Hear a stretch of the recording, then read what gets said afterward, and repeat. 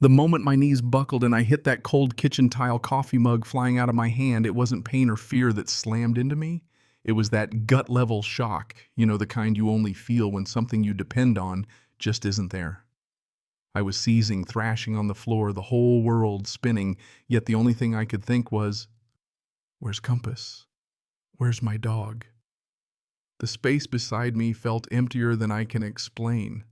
That's the moment my life tipped from just odd to full-blown nightmare, one that ended with a federal raid, national headlines, and the kind of neighborhood justice you honestly don't believe until you're smack in the middle of it. You want the short version? Our HOA president ended up cleaning dog cages at the very same animal shelter she tried to shut down. A judge who'd spent decades on the bench is now famous for all the wrong reasons, and a crooked business got wiped out so fast you'd miss it if you blinked. But that's the aftershock. The real earthquake started the morning my service dog, Compass, a golden retriever mix with more sense than most people, was snatched from my front yard, kicking off the most harrowing weeks of my life. Before I unravel the mess, let me tell you why I'm even bothering. If you've ever felt steamrolled by a smug official, if you've watched folks in charge bend the rules just to make someone powerless suffer, you'll get it. This isn't just about dogs or HOA politics. It's about how corruption festers when nobody's watching and what happens when the nobody fights back. I'm just Merritt Castellanos, a 28-year-old graphic designer who inherited a creaky old house in Willowbrook Estates after my grandmother passed. All I wanted was peace, maybe a garden, and the steady comfort of Compass at my side. See, I've had epilepsy since I was a teenager. A car accident rewired my brain, and now I never know when a seizure might hit. Compass changed that he could sense one coming minutes before I'd even feel it, giving me time to lie down, grab my phone, call for help. That dog didn't just save my life, he gave it back to me. I got him through a rescue called Second Chance Service Dogs, a place that pulled animals out of puppy mills and trained them for real medical work. First day I met him, he was clutching a tennis ball in his mouth like it was his last dollar. Didn't matter if you tried to play fetch, he'd just carry it around, his little badge of survival. Willowbrook seemed like paradise, big old trees, friendly waves, the kind of place where neighbors lend sugar and mind their own business. Or so I thought, until Delilah Thornfield showed up at my door. Picture a woman with steel gray hair pulled so tight you wonder how she blinks, always wearing what looks suspiciously like a courthouse parking pass on a chain. Retired court clerk, she'd announced, though what she really meant was HOA president with a taste for control. She'd sidle up on dog walks, ask pointed questions about Compass's training certification costs, always smiling, always just curious. Didn't take long for things to get weird. Business cards for Elite Canine Solutions started popping up in mailboxes, promising special training for high-value animals, complete with stock photos of golden retrievers and German shepherds. Compass would stiffen up any time we passed a certain blue van parked down the block. Then came the complaints, barking at odd hours funny. Since Compass rarely barks staged photos of dog waste and scratches that look suspiciously fake, demands for extra insurance policies I'd never even heard of. It was a barrage week after week, new hurdles, each one designed to wear me down. By the time the anonymous notes started appearing, claims that a large golden dog was wandering off-leash, threatening property values, I could feel the noose tightening.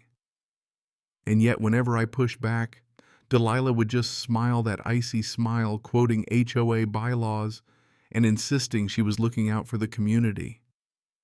She started showing up with her new board member, Dr. Patricia Grimm, an animal behaviorist whose credentials I'd later discover belonged to a veterinarian who died years ago. Grimm would grill me on service dog breeding asset values and something called asset recovery protocols. It didn't feel like a wellness check. It felt like a sales pitch, one I was being set up for. The trap snapped shut when the HOA rammed through a new policy requiring all high-value or commercially trained animals to be evaluated by their hand-picked facility, Pinnacle Pet Training Academy. a name that sounded legit until you Googled the address and found an abandoned warehouse. Owners were told to surrender their dogs for up to 10 days, pay $85 a day for boarding, and if they refused, face fines that could lead to foreclosure. The clock was ticking. Legal advice was out of reach, and I was running on fumes. Do I comply and risk never seeing Compass again, or defy them and lose my house? I caved. I thought maybe, just maybe, if I played by their rules, I could buy enough time to fight back. So when the unmarked van showed up, two men in blank uniforms, crisp paperwork in hand, Compass looked up at me with that trusting, confused gaze, tennis ball dangling from his jaws. He didn't resist, not really. But the moment he was loaded into that crate, I felt like I'd betrayed my best friend. The van disappeared, and with it every ounce of safety I'd built in that house. Not 20 minutes later, I seized on my own driveway. No warning, no help, just me and the concrete neighbors gawking Mrs. Whitman next door rushing over when she saw the ambulance lights. In the ER, the doctors logged my missing service dog and shook their heads. Apparently, I wasn't the first.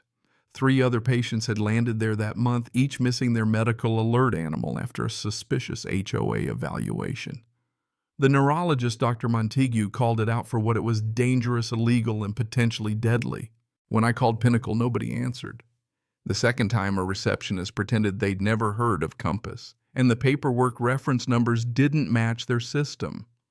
Police told me civil disputes with HOAs weren't their territory unless I could prove outright theft.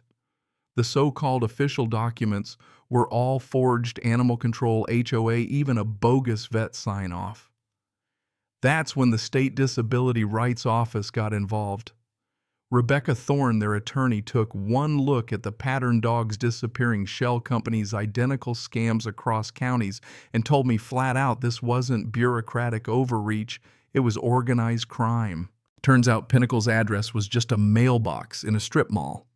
Their reviews were all posted the same day from the same IP. The van's license plate traced to a shell company. Compass, meanwhile, was listed for sale online as a premium trained medical alert dog, starting bid $12,000.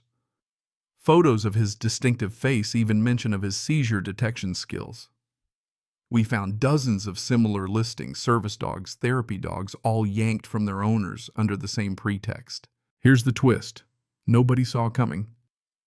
The judge assigned to my emergency injunction, Harrison Blackwater, was in on it. The guy waved off my evidence, shut down my doctor's testimony, and parroted legal language straight from Pinnacle's website. He insisted federal disability law didn't apply in private neighborhoods, total nonsense, but said with enough authority to make most people fold. Rebecca and I started digging. We found Blackwater's car on security footage at the warehouse. Bank records linked him to Pinnacle's parent company disguised as consulting fees, $40,000 in 6 months. Texts and emails showed he was coaching Delilah on how to cover their tracks, even getting a cut of every high-value animal they stole. But Delilah had her own reasons. She'd been Blackwater's assistant for years, fired for tampering with court records. Her retirement was just revenge, dressed up as volunteerism. She knew all his secrets, every weakness, every pressure point. While she orchestrated the animal thefts and HOA intimidation, he ran interference from the bench, shutting down any legal challenges. They were joined at the hip, a former clerk and a desperate judge, both drowning in debt, both willing to gamble everything for one last payout. The scheme unraveled thanks to a nosy court clerk who spotted Blackwater meeting with strangers and a neurologist brave enough to document the medical fallout. When we brought the whole file to federal prosecutors, the floodgates opened. FBI agents moved fast raids arrests and the kind of headlines that rattle even the most secure neighborhoods. Compass was found with 22 other stolen animals in a grim warehouse, his tennis ball still in his mouth tail, beating like a drum when he saw me. The reunion was messy and loud and perfect. But it didn't stop there. Turns out Pinnacle was just one node in a national ring. 17 states, millions in profits. Officials at every level on the take. Even Dr. Grimm was a stolen identity, one of dozens they used to forge credentials and trick people into compliance. Every dog had a price, every desperate family a target. We were just lucky enough and loud enough to catch them in the act. Now my quiet street is crime scene tape and news vans. 3 houses seized, businesses shuttered. Delilah and Blackwater headed to trial on federal racketeering charges. The so-called community leader who wanted to run the neighborhood is now scooping litter boxes and scrubbing cages at the animal shelter. Compass is home, curled at my feet as I type tennis ball never far from his jaw, and I know I'll never take his presence for granted again. But let's be real, this is just one battle in a much bigger war. For every story like mine that makes it out there are a dozen that don't. So, what do you think? Was justice really served, or does the system just find new ways to let the powerful get away with it? Tell me below, who's really to blame when the people meant to protect us are the ones cashing in? Would you have fought or just walked away? Share your story. Let's make sure nobody faces this kind of nightmare alone.